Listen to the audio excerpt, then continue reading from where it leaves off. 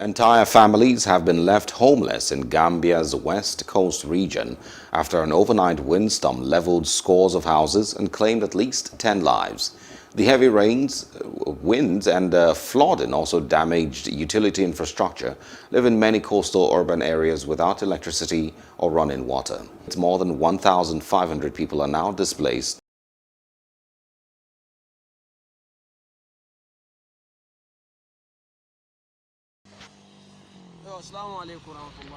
I am right now at the main road of the village. This mango tree is beside the road.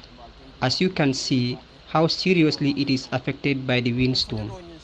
The wind has not spared any place in the village. It has affected all the households.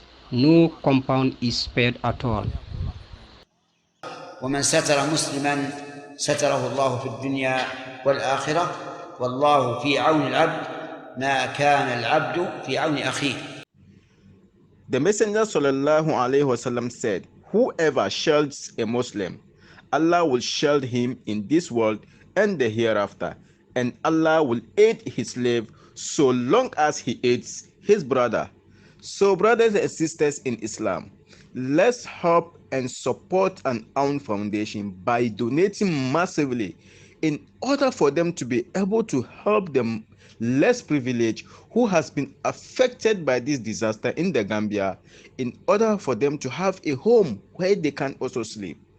Please, you can support by donating through our PayPal account, or you can WhatsApp us through our WhatsApp number.